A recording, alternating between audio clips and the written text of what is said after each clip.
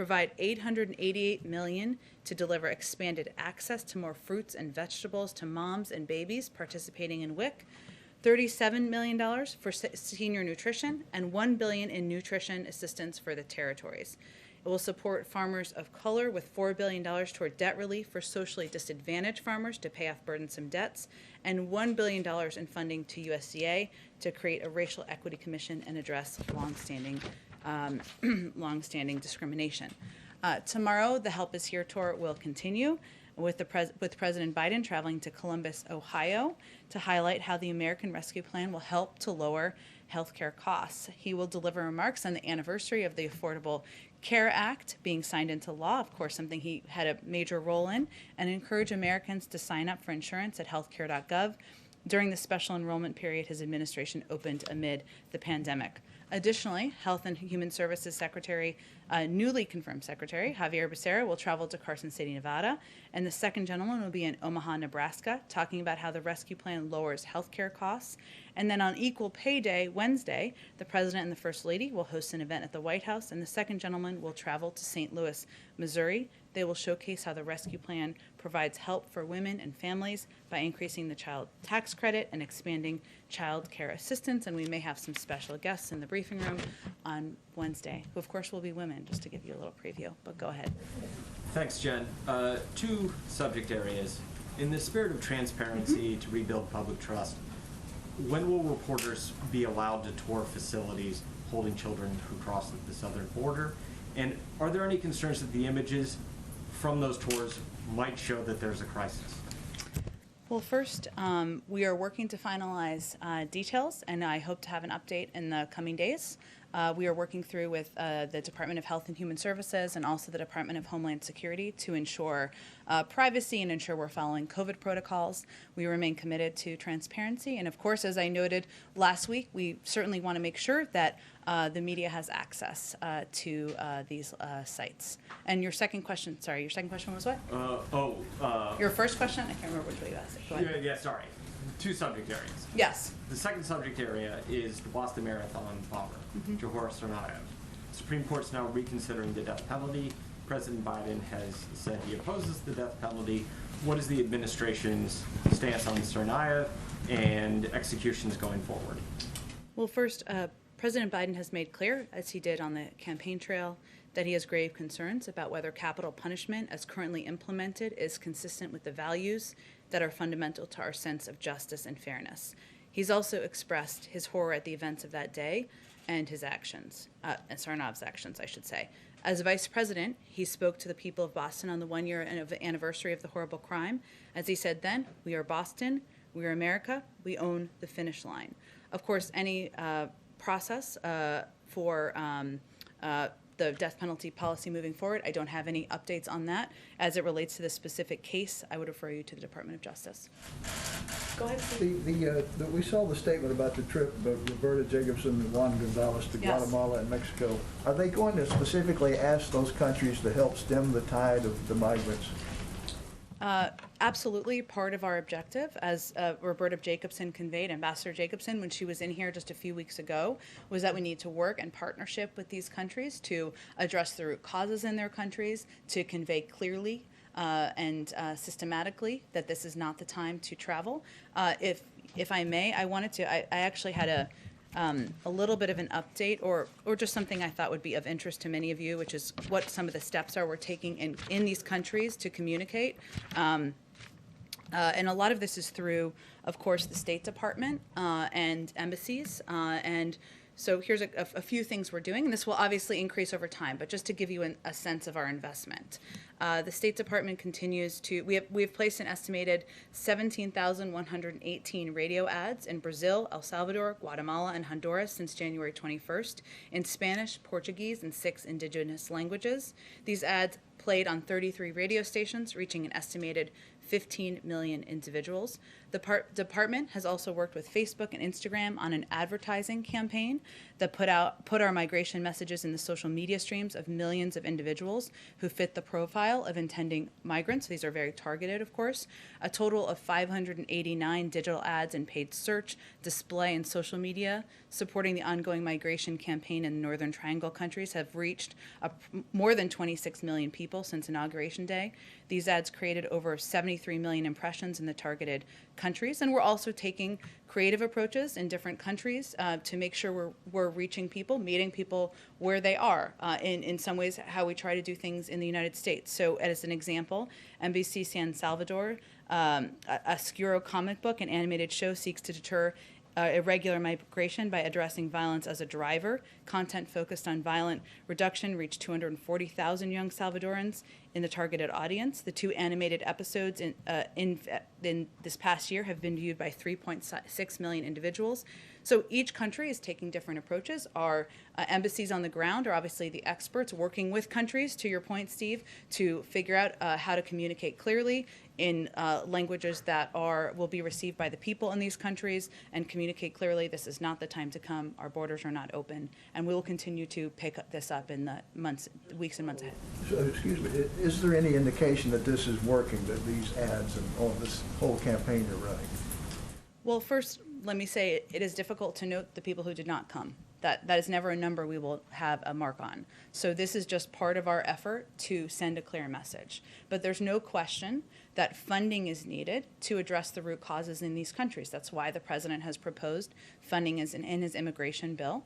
That is an issue he has worked on in the past for many years, including with Republicans, of course, to try to provide funding to a number of, not directly to the governments, because we want to avoid corruption in some cases, but to organizations that can help address the root causes in these countries. So it is not the only step we're taking, but a number of you have asked very good questions about specific communications that we are doing in these countries, so I wanted to venture to provide an update. Go ahead. Now that the public is seeing some of the images, because the congressional delegation provided some photos and descriptions about what they witnessed, children who are frightened and crying, overcrowded conditions. Now that the public has seen that, is that not a crisis? And what conditions or situation, what metrics would have to be in place for the administration to call it that? Well, children presenting at our border who are fleeing violence, who are fleeing prosecution, who are fleeing terrible situations is not a crisis. We feel that it is our responsibility to humanely approach this circumstance and make sure they are treated and put in conditions that are safe. I will say that these photos show what we've long been saying, which is that these Border Patrol facilities are not places made for children. They are not places that we want children to be staying for an extended period of time. Our alternative is to send children back on this treacherous journey. That is not, in our view, the right choice to make. And so our focus now is on solutions and putting in place policies, including expediting processing at the border, opening up additional facilities, something that you've seen developments on over the past several days, and there'll be certainly more on. Restarting our Central American Minors Program, which was stopped in 2017. Thousands of kids should be eligible to apply for that, so they're not making this journey. So our focus is on solutions and implementing them as quickly as possible. The president said he is open to going to the border at some point. Do you have any sense if during this current situation he would consider it valuable to go there, see for himself the conditions, talk to people on the ground? Is that something we should expect? I don't have any trips to preview for you. I can tell you that the president is briefed regularly on the situation at the border, and every step that he is pushing his team to take, that his team is taking to put in place actions, to put in place solutions that will expedite processing, get kids into shelters more quickly. And he is regularly briefed, but I don't have anything to preview for you on a trip. He also said one of the changes that could take place is allowing a process where those seeking asylum can do it from their home countries. But there are a lot of advocates who say that just extends the period of exposure to poverty, violence, all of those conditions, and don't support that. So how is the president going to deal with that factor? And clearly, the border is not closed, given the flow. So that seems like a message that is not in tune with what people are actually seeing based on, we're now up to 15, 16,000 kids in U.S. custody and so forth. Well, factually, the vast majority of people who come to the border are turned away. Adults, families, single people who are coming to the border are turned away. So that is a message we will continue to convey through a number of the means I have outlined for you, and the President has also conveyed that directly, as has our Secretary of Homeland Security, and as was noted earlier, there's obviously a trip to the region as well. Sorry, what was your first question? Well, is the President frustrated his message isn't getting through? I don't think the President sees it that way. The President, the Secretary of Homeland Security have all conveyed that there are a number of factors at play here, including the fact that a number of the people who are making this treacherous journey are fleeing circumstances that are difficult on the economic front, to hurricanes, gang violence. There are smugglers who are making their own pushes about how this is the time to come. So we understand we're working against a lot of push factors that are pushing people to come to the region, come to the border. But what we are conveying from our end is that the border is not open. The majority of people are turned away. And we are, as we're talking about children here, and with children, our focus is on expediting the processing at the border and ensuring they can get to shelters as quickly as possible. Go ahead, Peter. Thank you, Jen.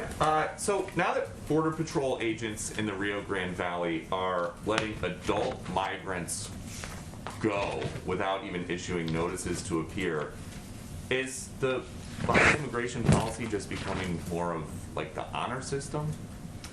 That is an inaccurate depiction of what's happening at the border. So there's no change in policy. The border remains closed.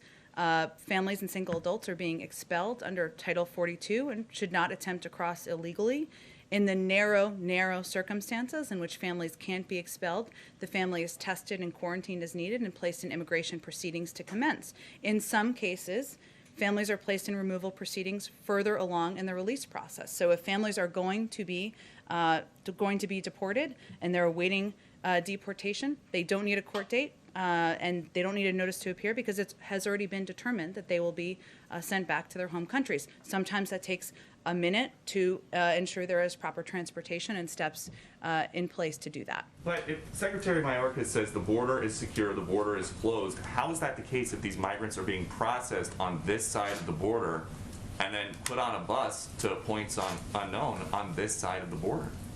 Well, again, there are limited cases where there are families, because they can't be held in Mexico, who are processed, tested, considered at the border. Most of them are sent back to their home countries. Those are very limited cases, and it's certainly not a depiction of the overarching policy. Okay, 2 years ago, President Biden said, we're a nation that says you want to flee and you're fleeing opposition, you should come. They deserve to be heard, that's who we are. Now he says, I can say quite clearly, don't come over. So why was his position different campaigning than it is governing? Well, I think that sometimes there's language that is used by some that is not including the full context of his comments. I will say that he still believes that he wants our country to be a place where there is asylum processing at the border, where people are considered and go through a proper process, who are fleeing prosecution, who should be considered for immigration status. That is a process that is broken. It was broken by the last administration, and he wants to put in place a process through an immigration bill, through steps taken by our Department of Homeland Security and HHS to improve that process and make it safe, efficient, and effective. We're going to need some time to do that. And the president says, he told us yesterday, I know what's going on in these facilities. You say that he's been briefed with photos from the inside. Multiple times. He's been briefed multiple times about immigration and often has regular sets of questions for his teams. So what is his concern about this being a super spreader event where you've got 400 kids stuffed into a pod built for 260? These kids are tested. If they need to be quarantined, they are quarantined. We also follow CDC guidelines to ensure that they are kept safe. One of the reasons that it took us some time to have some of these facilities or some of the shelters open to larger groups of kids is because we wanted to follow those CDC guidelines. So we certainly don't see it through that prism. We actually took the steps we did to keep these kids safe. But where else in the country would it be okay to have 400 people in a space for 260 during the pandemic? Well, again, Peter, we're closely following the CDC guidelines. That's why we're opening up additional facilities, why they've been at limited capacity in a number of these shelters. But if I may, I don't know that there are CDC guidelines that say you can be open with Are you talking about 400 the shelters, or are you talking about the Border the Patrol? Border Patrol facility. Apologies, I was Yeah. misunderstanding your question. Yes. Look, I think our objective is to move, this is one of the reasons this is such a focus every single day for the president and this administration. We want to move these kids as quickly as possible through these facilities and into the shelters where there is safe spacing, and then move them into homes where there is safe spacing. And we are concerned about the public health impact. That's why we're putting in place a number of policies to expedite these processes. But at that first stop, it's just not happening. And that is part of the federal government that you guys are in charge of. Well, again, I think I've outlined for you specifically even a number of steps that we have taken and we are taking to expedite processing at the border, to ensure we're expediting the timeline, because these Border Patrol facilities are not made for children. We want to move them in part because of COVID, in part because they're not places that have the educational, the health resources, and other resources that we believe these children should have access to. That's where all of our focus is on, and why we're working to expedite things. We have a plan. We're implementing it, and we're confident we're going to be successful. We just have limited time, so I just want to go ahead. A couple questions on the vaccine, Jen. Assuming that AstraZeneca gets the green light from the FDA, what's the administration's plans for distributing that vaccine? Well, we don't want to get ahead of the FDA approval process, which I'm sure you certainly understand.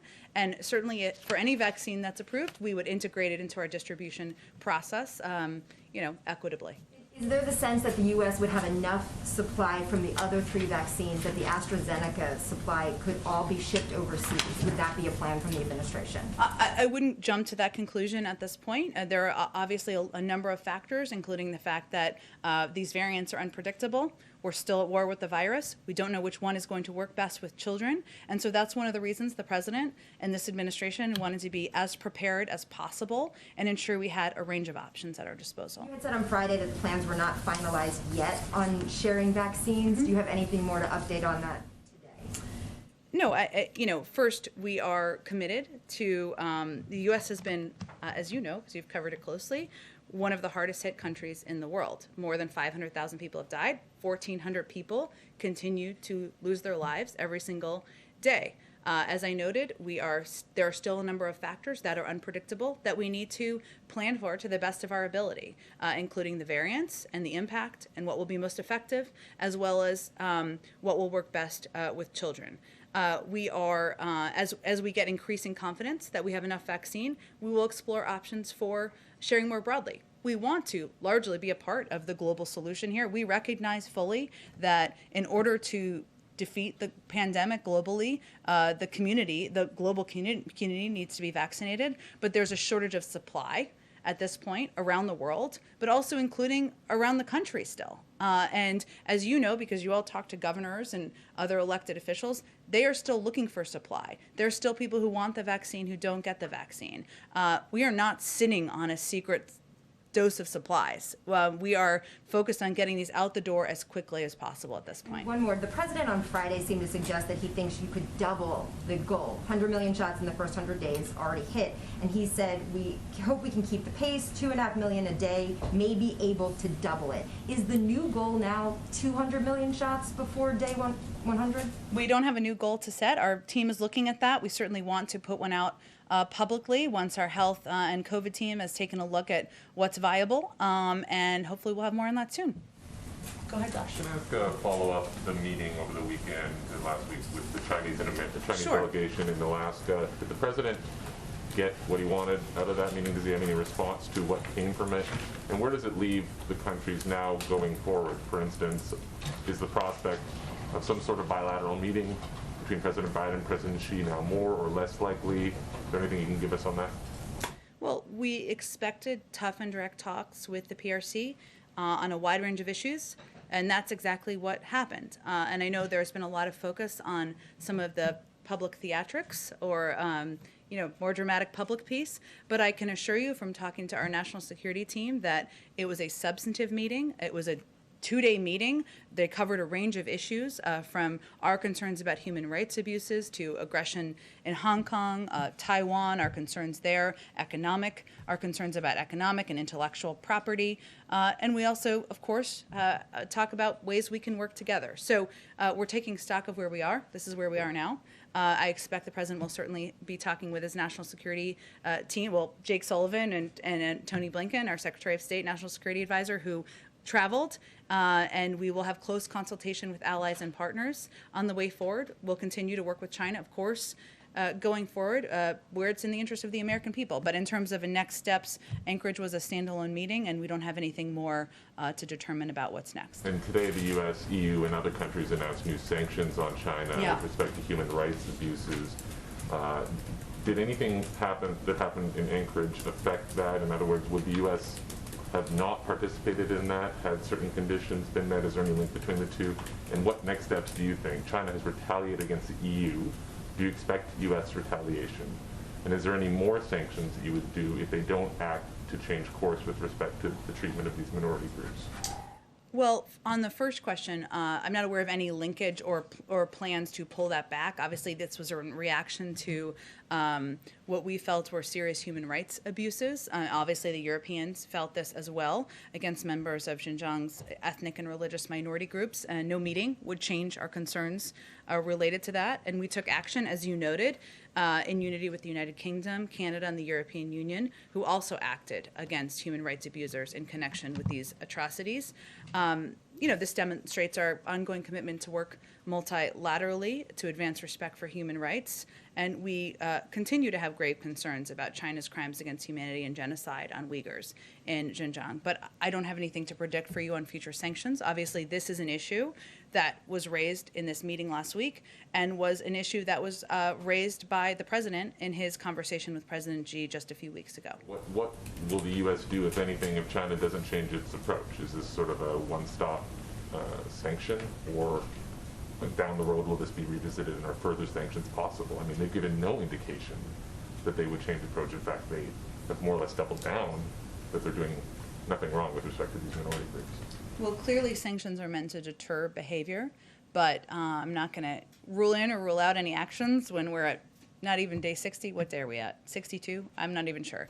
Of the administration, I can assure you that obviously this is, again, we will be evaluating what the appropriate next steps are in close coordination with our partners and allies around the world. And as Secretary of State noted in his comments after this meeting, we are certain that the Chinese are noting that we are working much more closely with our allies and partners than had happened over the last 4 years, that we are focused on taking steps to invest in and improve our economic competition here at home. Those are all steps we're certain they're taking note of. Sorry, very briefly, on the Guatemala trip, the president's proposal for $4 billion in aid for the Northern Triangle has made allusions to conditions that might be placed on it, reforms, anti-corruption efforts, that sort of thing.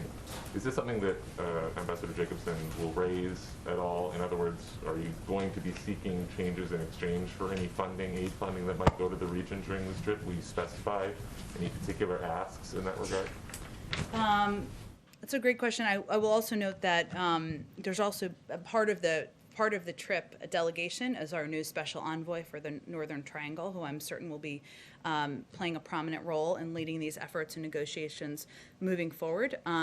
Obviously, addressing issues like corruption, violence in the region and in these countries is something that is often raised with the government because we need to work through this funding mechanism through the immigration proposal with our own Congress. I don't have anything to kind of detail for you in terms of what those conversations will look like, but I'm sure when they come back, we will do a robust readout of their conversations. Okay, thank you. Go ahead. Yes, thank you. Why hasn't the administration sought a supplemental funding to send resources to the border to help the migrant children, the unaccompanied minors? Is that something that's in the offing? Well, I know Secretary Mayorkas has spoken to this exact question, which is a great one, and what he has conveyed is that the funding is not the root issue here, that there are larger issues or issues that we have been focused on working through, including processing, identifying additional facilities that we think will help address the challenges we're seeing at the border. Okay. On vaccine distribution, I know that there are these two bilateral deals with Mexico and Canada. I know that you aren't ready to talk about lots of vaccine sharing around the globe, but is the administration planning to emphasize bilateral agreements on vaccine sharing globally, or are you expecting to ultimately put doses into COVAX? We, of course, remain committed to working through COVAX. We provided the most funding to COVAX of any country in the world with $4 billion. Mexico and Canada, as you all know, are our neighbors, and so there is a great deal of traffic that can go back and forth between these countries. So it made sense in those scenarios to do bilateral lending agreements, for lack of a better phrasing. But in terms of future, I expect it will be a combination, but certainly we will continue to be a contributing, supportive member of COVAX. Just one follow-up on the Tsarnaev question and Boston bombing. Will the president, we're trying to understand why the Department of Justice continued to move forward with this appeal if President Biden's position is that he has grave concerns about the death penalty. And has President Biden or will President Biden talk to the Attorney General about this case, possibly DOJ consider changing its appeal? I don't have anything to preview for you on that front. The president also believes that the Department of Justice is an independent institution, and of course there are times where it is appropriate to have conversations, but I don't have any conversations to preview for you with the Attorney General. Thanks. Go ahead. As has previously been discussed, there are some families who are being released from facilities into the United States. They're not being given court dates or paperwork about how to complete the legal process. How is the administration going to ensure that they can follow that legal process and can be tracked down to make sure that they show up in court or apply for asylum? Are you talking about the limited families who are already in removal proceedings, or who it has already been determined that they are going to be sent back to their countries, or which? There are very, very limited numbers of families, very limited, who are tested. They are, but I'm not sure which families you're talking about. So maybe tell me a little bit. What numbers are we talking about here? It's a great question. I would just point you to CBP and DHS for the specific numbers. They release that data and they have it more at hand. I mean more so when there's a certain capacity at some of these facilities on the border that they're being released and not being given paperwork about when to, show up. And the migrants who have spoken to our reporters on the border are confused about how to push forward their asylum claims and how to, pursue staying somehow. I'm not familiar with the exact case. I mean, I'm not sure if this is one case, 5 cases. I'd be happy to connect you with the officials there who can go deeper dive on it with you. Okay, go ahead. So it's been a year since the U.S.-Mexico border and the U.S.-Canada border has been closed. Are there any plans in reissuing guidelines, especially with the vaccine distribution and partnerships we have with both Canada and Mexico? I don't have anything to preview for you. It's constantly, of course, reevaluated. We look at it through the prism of COVID and safety and obviously diplomatic relationships too, but I don't have anything to predict for you on that front. Go ahead. Oh, go ahead. Alex, go ahead. Thank you. Sorry. I was sort of amorphously pointing. Will Secretary Austin brief the president on his trip? And secondly, the Taliban has threatened the U.S. Unspecifically about some sort of action if the U.S. does not meet the May 1st deadline. So what is the president's plan for that? The secretary sees the president on several times a week as a part of the PDB. Obviously, we don't preview what topics are discussed, but I'm certain he will discuss his trip with him, given he was in Afghanistan just over the weekend. In terms of the May 1st timeline, the president spoke to this during his interview last week with ABC, where he conveyed it would be tough, but there are ongoing policy discussions and decisions right now, and I don't have anything to preview for you on that front. What is the president's message tonight for Senate Democrats? Is he going to get into his thoughts on the filibuster, for example? Well, he'll take some questions from them, so I'm certain they can ask a range of topics. I think he certainly wants to convey to them his gratitude for working with him on the American Rescue Plan. and can commit to them that he is not done yet. He has more work to do, and he looks forward to working with them on continuing to build the economy back better, work to increase American competitiveness at home, and have a conversation with them. He'll take their questions as well. But does he expect to get into the field where, naturally, I would assume that's going to come up? Is he It gonna may. express it? We'll see. I'm sure if they have questions about it, I'm sure he's happy to discuss it with them. And then, Yeah, just go ahead. Oh, go lastly, ahead. we expect that there's going to be a number of judicial nominations coming soon. Can you Mm-hmm. give us an update on that? And secondly, when will we hear more about the Bob Bauer commission and what will come from that? I don't have. Soon there will be judicial nominations. I don't have a timeline for you or anything like that. It is something the president remains committed to. On as maybe we've talked about in the past, I can't remember. He obviously wants it to be representative of our country, and I think that'll be reflective at the appropriate point in time. In terms of the Judicial Commission, I don't have a timeline on that for you either. Go ahead. All right, two questions, including one from people who can't be here today. Sure. First of all, just on the border, right at the start of the administration, when President Biden signed executive orders overturning President Trump's orders and so on, I mean, with hindsight, does he regret not speaking more clearly and more forcefully, saying, do not come to the border? Well, was a message sent that President Biden's America would be more welcoming? We've been conveying the messages that I have just conveyed from the beginning. Did you have a second question? President Obama is taking part, I think, within the next hour in an event with Protect Our Care, talking about the Affordable Care Act. Has he? The question is, has he visited the White House yet, or indeed, are there any? Do you know how often he has spoken to President Biden, and are there any plans for him to take part in advocacy at administration events going forward? Well, I will say, having a unique view of this question, they were not just president and vice president. They are friends, and they consult and talk about a range of issues. I would expect that continues through the course of President Biden's presidency. That can be done over the phone, it turns out. And I think if President Obama had been here, you would all know he's a recognizable figure. But I expect, given former President Obama's work on the Affordable Care Act, President Biden's commitment to expanding access to health care throughout his presidency, that it's an issue they'll talk about. But in terms of what he'll be involved in, I would point you to his team. Eric Schultz, I can give you his phone number if you need it. Do you know how many times they've spoken since Inauguration Day? I don't have an exact number for you. They keep in regular touch, and our teams are in regular touch about a range of issues. Go ahead in the back. Thanks, Jen. First off, before I get to my other questions, just checking on the president. He fell going up the steps to Air Force One on Friday. Is he doing okay? He's 100% fine. I don't know if you've been up those steps. They're a little tricky sometimes, but he's not on Air doing Force great. One. I've not been up those. Then, did he see a doctor? Did he have to see a doctor over it? I'm not aware of that being required. There's, of course, a doctor who travels with the president, any president of the United States, but I'm not aware of it needing actual extensive medical attention. Okay, great. And then on the border, of course. Was it no? Yeah.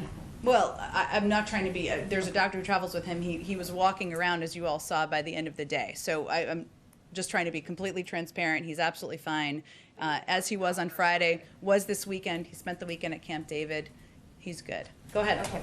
On the border, you said a few times today that the majority of migrant families are turned away. DHS said last month that number was 42%. That's down significantly from, say, last October when it was over 90%. So what's your threshold for the majority? The majority of people, families, everybody who comes to the border, if you look at those overarching numbers, is turned away.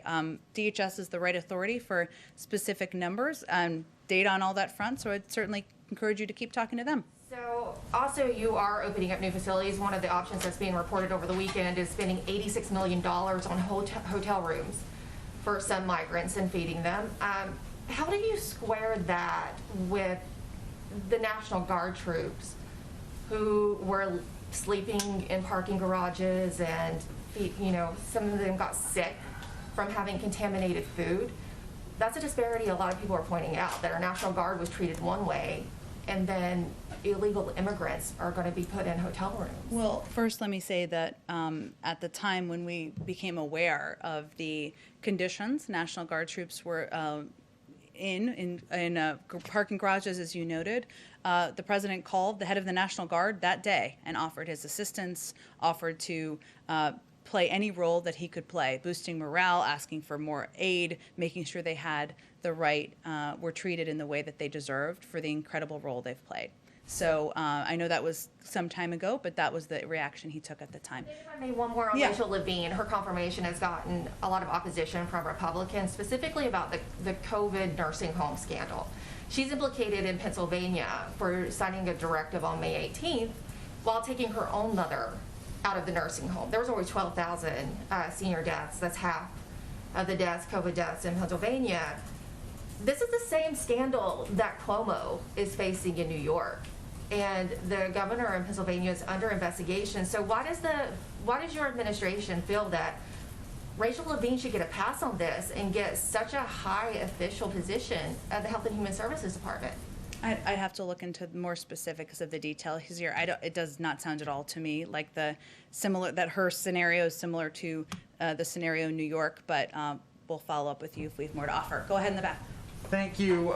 Just first to follow up on Alex's question about the remarks to the Senate Democratic Caucus tonight. Is there a reason why the press pool was allowed into the remarks to the House Democratic Caucus and that is not the plan for the Senate Democrats? Was that something that was a White House decision or something that Senator Schumer and company decided? I'm happy to check on the access question. I certainly know that you guys like to have access to these these events. I will check and see what's possible. And then a question on a foreign policy topic, which I think you're familiar with through the years. Senator Menendez is leading a group of senators who are pushing for the White House to recognize the events of the Armenian genocide as a genocide rather than as atrocities of some general form. Is there any update on the planning on that? We're certainly aware of Senator Menendez's efforts, but I don't have any update on our policy. Go ahead in the back. Yeah, President Biden said yesterday that he regrets Turkey's withdrawal from the Istanbul Convention concerning violence against women. Is it to say that he has no capacity to make the difference on values with this ally? That President Biden has no capacity? Certainly we hope that's not the case. Turkey is a long-standing and valued NATO ally. We've shared interest in countering terrorism, ending the conflict in Syria, and deterring malign influence in the region. We seek cooperation with Turkey on common priorities, and as with any ally, engage in dialogue to address disagreements, as this was a case and evidence of. Okay, two more, and then I gotta go. Go ahead. Dr. Walensky in the briefing Yeah. just now raised a warning. There's cases are starting to tick up again. Of course, we're seeing footage of people outside, big parties, et cetera. Governors have been lifting measures.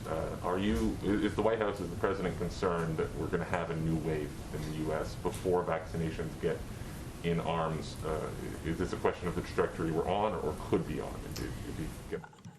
Well, I'd certainly defer to our health and medical experts, including Dr. Walensky, but I think one of the messages she has been sending very consistently as the head of the CDC is that we need to remain vigilant, and this is not over. We are still at war with the virus. 1,400 people are still dying every day. That requires mask wearing. It requires hand washing. It requires social distancing. It requires getting a vaccine when you have access. And we are going to use every opportunity to continue to convey that. And we understand as human beings that people are starting to feel better. The weather's warmer. There's toilet paper on the shelves, whatever it may be. But if we are going to get to the point of defeating this virus, we need to remain vigilant. So I think it's a reflection of that, and I would certainly defer to them on any predictions of the trajectories. But as you noted, we've seen in the data that we've seen an uptick in some places, and we wanted to reiterate that given the opportunity. Speaking with mayors or governors, asking them to hold off on lifting restrictions like we've seen in other places? Well, Jeff Zients has a weekly call with governors that takes place every Tuesday. The president also engages with a range of elected officials, and I am certain he will convey exactly that message when he speaks publicly about this issue again. You said that you were finalizing details for press access on these border issues. Can you commit to that happening this week? And since the administration, the president's brief, lots of different people at different staff Yeah. levels have access to many kinds of photos, can you provide, although we would prefer independent press coverage, can Yeah. you provide photos to show the public now so we can have more than relying on the congressional delegation? Well, we're working on independent press coverage. We believe that that should happen and that should be the case. And I don't pull the levers here. I wish I was that all powerful. I am not.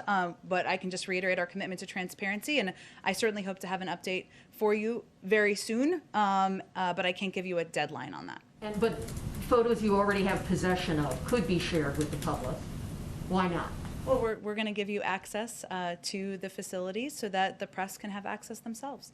Thank you, everyone, so much. Thanks, Jen.